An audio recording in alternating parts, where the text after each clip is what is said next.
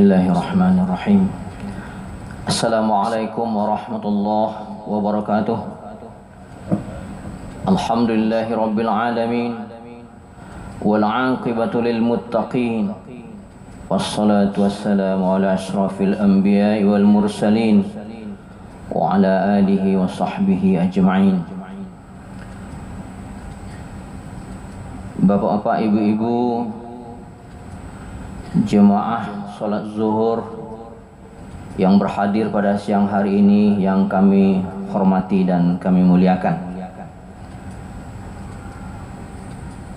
Menjelang iqamah dikumandangkan 15 menit ke depan, kita akan mendengarkan tausiah agama yang insyaallah pada siang hari ini disampaikan oleh Al-Mukarram Al-Ustaz Dr. Muhammad Fauzi MA. Beliau adalah salah seorang staf pengajar pada UIN Imam Bonjol Padang. Alhamdulillah, beliau telah bersama kita di ruangan masjid pada siang hari ini. Untuk tidak memperpanjang mukaddimah, marilah kita dengarkan tausiah agama yang disampaikan oleh Al-Ustaz Dr. Muhammad Fauzi MA. Kepada beliau dengan segala hormat kita persilahkan. Assalamualaikum warahmatullahi wabarakatuh.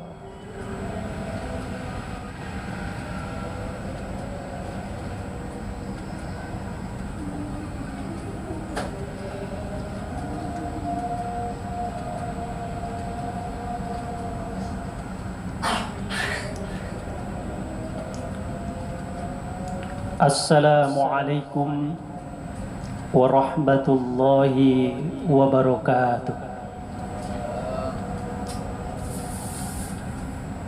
Alhamdulillahi rabbil alamin, allazi la ilaha illallah waliyul muttaqin. Ashhadu an la ilaha illallah wahdahu la syarika lah, wa ashhadu anna Muhammadan abduhu wa rasuluh la nabiyya ba'dah. Allahumma salli wa sallim wa barik ala Muhammad wa ala alihi wa ashabihi ajma'in. Amma ba'd. Ya ma'asyaral muslimin, usikum wa iyaya bittaqwallah, faqad fazal muttaqun.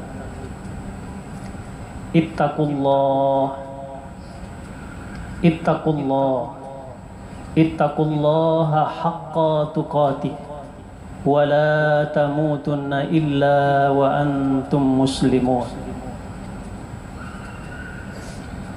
Faqala Allah ta'ala fi kitabil mubin, a'udzu billahi minasy syaithanir rajim. Bismillahirrahmanirrahim. Wa iz qala Ibrahim rabbi ij'al hadzal balada amina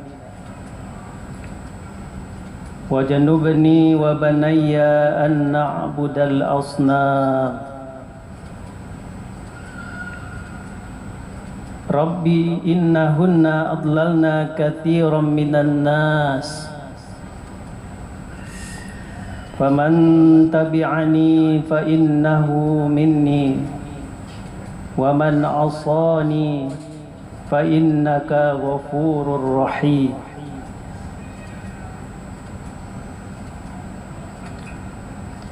Dan ingatlah ketika Ibrahim berdoa kepada Tuhannya, Rabbi ja'al hadzal balada amina. Ya Rabb, Tuhanku, jadikanlah negeriku ini menjadi negeri yang aman. Jauhkanlah aku dan anak-anak cucuku dari menyembah berhala. Rabbi innahunna adlalna katsiran minan nas. Ya Rabbku, Sesungguhnya berhala-berhala itu telah banyak menyesatkan umat manusia. Faman tabi'ani fa innahu minni. Maka barang siapa yang mengikutiku, maka sesungguhnya dialah kelompokku. Dan barang siapa yang membelok, fa innaka ghafurur rahim. Sesungguhnya engkau maha pengampun lagi maha penyayang. Shadaqallahul azim. Maha benar Allah dengan segala firman-Nya. Al-Quran surat Ibrahim surat ke-14 ayat 35 dan 36. Bapak-bapak, ibu-ibu, para imam, para guru, hadirin wal hadirat, muslimin wal muslimat, jamaah zuhur rahimakumullah. Bersyukur kita kepada Allah, semoga semakin hari semakin baik cara kita berterima kasih kepadanya. Semoga hari ini menjadi syukur yang terbaik kita dari hari-hari sebelumnya. Dan mari kita berselawat kepada Nabi tercinta Nabi Muhammad sallallahu alaihi wasallam. Akhir abad 18 menjelang abad ke-19 sebelum Masehi, di masa itulah Nabi Ibrahim hidup, Pak. Rajanya bernama Namrus.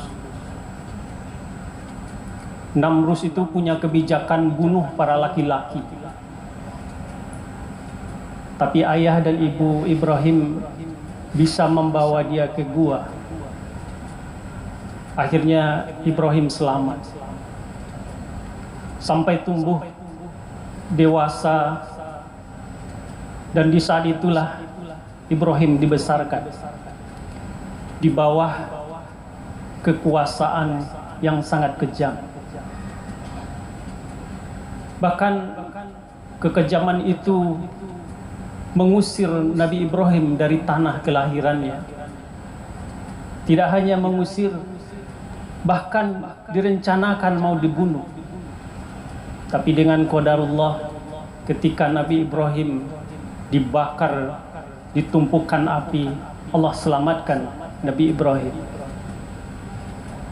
Nabi Ibrahim kemudian dalam kisahnya hijrah dari negeri yang luar biasa kejam, dari kekuasaan tirani yang tidak peduli dengan nilai-nilai kemanusiaan. Ibrahim sebagaimana dikisahkan dalam Al-Quran, bertahun-tahun mendambakan dan menginginkan anak. Ibrahim berdoa, Rabbi habli minas solihin. Ibrahim bermohon kepada Allah agar Ibrahim dikurniakan anak. Wabasyarnahu bigulamin halim. Ketika Allah memberi kabar gembira, Nabi Ibrahim diberikan seorang putra. Saat itulah Allah suruh hijrah, pindah dari negeri yang sangat kejam itu. Ibrahim mengajak putra satu-satunya buah hati belahan jantung, karena bertahun-tahun menambahkan dan menginginkannya. Berjalanlah Ibrahim ke daerah Mekah. Berhari-hari sampailah Ibrahim di negeri yang disebut Thaniyah, di negeri Thaniyah.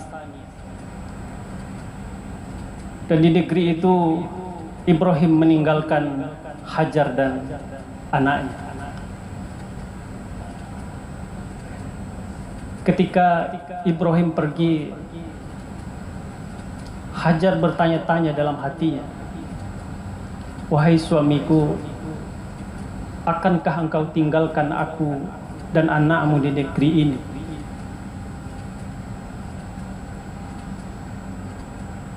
Ibrahim tak kuasa melihat. Karena Ibrahim sudah tahu bahwa Allah memerintahkan kepada Ibrahim, bawa anakmu dan tinggalkan di sebuah lembah itu. Lembah yang tidak ada kehidupan, lembah yang tidak ada tanam-tanaman. Sehingga ketika Ibrahim sampai di situ, Nabi Ibrahim berdoa kepada Allah gitu, menceritakan kondisi lingkungan di mana dia dititipkan anaknya di situ. Dan doa itu diabadikan oleh Allah dalam surat Ibrahim. Rabbana inni askantu min zurriyyati biwadin ghairi zirzar'in indaka baitikal muharram. Jadi Ibrahim bermohon kepada Allah, ya Rabb, ya Tuhanku, akankah aku tinggalkan anak keturunanku di negeri bi ghairi zirzar'in, di negeri yang tandus, tidak ada kehidupan di sini, di negeri yang Engkau muliakan. Dan doa itu sampai hari ini, doa Nabi Ibrahim itu dikabulkan Allah. Tahukah kita negeri Mekah, bi ghairi zirzar'in, negeri yang tandus yang didoakan Nabi Ibrahim itu adalah negeri yang gelap gulita, tidak ada kehidupan, tidak ada tumbuh-tumbuhan, bahkan tidak ada air. Disitulah Allah menitipkan Ismail di negeri yang tandus. Dan negeri itu yang didoakan Nabi Ibrahim itu adalah negeri yang dirindukan oleh banyak orang, termasuk kita orang Indonesia yang merindukan untuk datang ke sana, untuk ke negeri Mekah, negeri Ibrahim, yang insya Allah bulan depan sudah mulai berangkat kloter pertama. Ditatapnya dalam-dalam wajah Hajar oleh Ibrahim. Hajar bertanya kepada suaminya, ahadza amrillah, wahai suamiku, apakah ini perintah Allah? Waktu itu Ibrahim menatap dalam-dalam wajahnya dan mengeluarkan air mata dan mengangguk. Hajar memahami bahwa tatapan Ibrahim itu dan anggukan Ibrahim itu adalah perintah Allah. Apa kata Hajar? Laukana amrillah fasbir. Wahai suamiku, jika ini perintah Allah, lakukanlah. Pasti Allah memberikan sesuatu yang terbaik untuk kami. Maka dalam ceritanya ditinggalkanlah oleh Ibrahim, Ismail dan istrinya Hajar di situ. Tak lama berselang, Ismail kehausan. Dan kemudian itulah yang dalam kisah bagaimana perjuangan Siti Hajar lari antara Safa dan Marwah mencari air. Seorang istri Nabi yakin gitu. Sehingga ada penafsiran orang, Safa itu adalah husnuzon, berprasangka baik kepada Allah bahwa Allah akan merubah hidupnya. Marwah adalah motivasi, sehingga bolak-balik lari ke bawah, lari ke atas gitu. Di saat sulit dia bisa bangkit. Pesannya adalah bangkitlah di saat sulit, karena di situ ada cara Allah untuk menyukseskan kita. Sehingga akhirnya ketika Ismail kehausan, dia lari balik lagi sampai 7 kali, dan dia lihat kemudian Ismail menghentakkan kakinya dan kemudian mengeluarkan air. Ketika Hajar datang, dia takjub, dan dia mengatakan, Zam-Zam, keluar terus, kumpul terus gitu. Sehinggalah menjadi air Zam-Zam. Kaum muslimin rahimakumullah. Maka pesan Nabi Ibrahim dalam ayat ini adalah berdoalah untuk negeri di mana kita tinggal. Ibrahim sebagai bapak para nabi menjadi uswah kita. Milah Nabi Ibrahim itu adalah ikutan kita juga. Sehingga dalam salat, Allahumma salli ala Muhammad wa ala ali Muhammad kama sallaita ala Ibrahim. Karena Nabi Ibrahim mengajarkan berdoa untuk negeri. Bapak, Ibu, Saudaraku, ini mungkin saat-saat yang tepat kita merindukan negeri yang berkah. Negeri bi ghairi zir zar'in, negeri yang tandus yang diceritakan dalam ayat ini, negeri yang tidak ada kehidupan gitu. Tapi negeri itu diridhai oleh Allah, diberkahi oleh Allah gitu. Bagi Bapak Saudaraku yang pernah ke Mekah, apa saja yang kita inginkan di Mekah itu buah-buahan ada, Pak. Meskipun batangnya nggak ada di situ. Ternyata berkah itu bukan hanya di tempat yang subur gitu. Di negeri yang tandus pun kalau diberkahi, keinginan-keinginan orang-orang yang ingin makan apa saja ada di situ. Maka berdoalah. Ini menjelang 2024 kita merindukan keberkahan Allah. Sebab keberkahan itu ketenangan hidup kita. Kalau negeri kita aman, tenang gitu, salat kita akan tenang, ibadah kita akan khusyuk gitu. Hati kita akan damai gitu. Sehingga ada mahfuzat, ulama mengatakan hubbul watan minal iman, bahwa mencintai negeri itu bagian dari iman gitu. Bapak Ibu jamaah rahimakumullah, melalui mimbar ini saya mengajak, mohon berdoalah untuk negeri ini. Dan refleksikanlah kira-kira Bapak Ibu Saudaraku rahimakumullah, ada yang sudah 50 tahun, 60 tahun hidup di negeri tercinta ini gitu. Dari 60 tahun itu berapa kali kita yang sudah pernah berdoa untuk negeri ini? Dari yang 50 tahun hidup kita, berapa kali kita yang mendoakan bahwa tempat kita berpijak, bahwa air yang kita minum itu di negeri ini menjadi air dan udara yang berkah. Maka pesan ayat ini yang pertama adalah berdoalah untuk negeri. Doakanlah negeri kita ini supaya negeri kita ini berkah, tenang, damai gitu. Yang kedua, permohonan doa Nabi Ibrahim, berdoalah untuk anak, keturunan-keturunan jangan menjadi sesat. Dunia yang sudah canggih sekarang, Pak, luar biasa, kemajuan yang begitu pesat gitu. Jika hari ini kita orang tua tidak memberikan perhatian yang penuh kepada anak-anak generasi kita, maka negeri ini menjadi negeri yang taghut gitu. Itu yang ditakutkan oleh Nabi Ibrahim. Jauhkan aku dan anak-anak cucuku dari menyembah berhala. Maka ketika Nabi Ibrahim berdoa kepada Allah, maka permintaan doa Nabi Ibrahim itu Rabbi habli minas solihin. Ya Allah, ya Rabbku, berikan aku anak yang soleh, anak yang baik, anak yang membahagiakan, anak yang menyenangkanku gitu. Anak yang melanjutkan cita-citaku gitu. Anak menjadi pewaris cita-citaku gitu. Bukan anak yang menunggu warisan, Pak, tapi anak yang menjadi pewaris cita-cita kelanjutan ayahnya, menjadi kebanggaan gitu. Dengan qadarullah gitu, Ibrahim diberikan oleh Allah anak yang membahagiakan, Pak, anak yang soleh.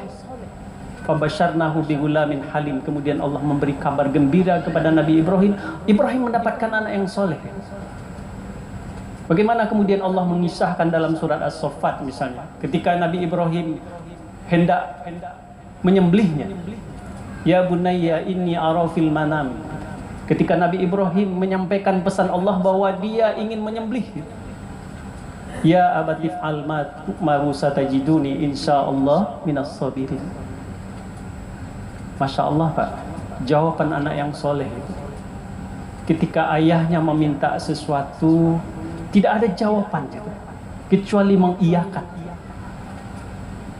Ini adalah anak yang dirindukan setiap ayah, setiap papa, mendapatkan anak yang baik, anak yang santun. Ini tidak pikiran yang diminta korbankan oleh Nabi Ibrahim, tidak tenaga gitu, tapi nyawa gitu, mau gitu. Bahkan ketika Ibrahim melakukan proses penyembelihan, Ismail itu memikirkan beban papanya gitu, beban ayahnya. Ini luar biasa, Pak. Anak yang memikirkan beban ayahnya. Siapa di antara kita yang anak kita yang kita banggakan gitu? Yang sudah mulai memperhatikan beban dan keluh kesah papanya gitu? Ini saya itu kecil, Pak. Sa'i, lari-lari kecil. Falamma sya'ya. Saya itu Ismail itu masih kecil. Tapi kedewasaannya melampaui usianya. Sehingga dia merasakan beban dan cinta ayahnya. Bagaimana dengan kita yang punya anak bujang, yang punya anak gadis? Merasakan beban papanya enggak? Merasakan beban ibunya enggak? Kalau ada anak bujang yang sedang melihat papanya mencuci mobil gitu, atau mencuci motor gitu, ada enggak dia mau menawarkan diri, biar abang saja yang mencucinya apa gitu? Atau jangan-jangan sebaliknya gitu, masih lama nih Pak gitu, mau main gitu, papanya yang cuci dia mengotori gitu. Masya Allah gitu. Ismail tidak tenaga yang diminta ayahnya, nyawa gitu. Tapi mau dia mengorbankan demi cintanya kepada ayahnya, melebihi dari nyawanya. Bahkan ketika dia mau disembelih, itu ada kisahnya dikisahkan oleh Ismail Al-Faraja gitu. Ada 3 permohonan Ismail tuh Pak. Yang pertama, wahai ayahku, jika benar aku disembelih, maka tolong ikat aku sekuat-kuatnya. Diikat. Biar ayah tidak melihat aku kesakitan. Nanti kalau aku meronta, kalau tidak diikat dengan kuat, maka sakitku itu masuk dalam pikiran ayah. Masya Allah. Yang kedua, tajamkan pisaunya ayah.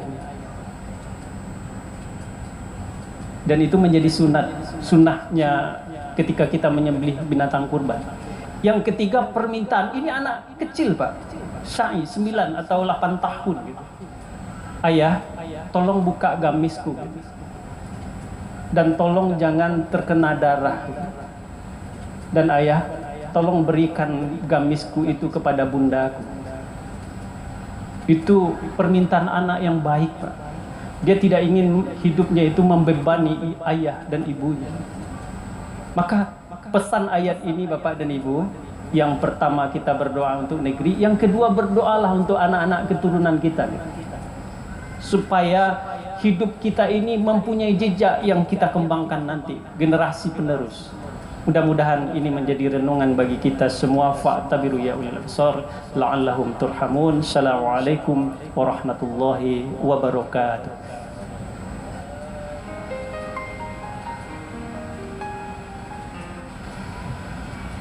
Allahu Akbar, Allahu Akbar.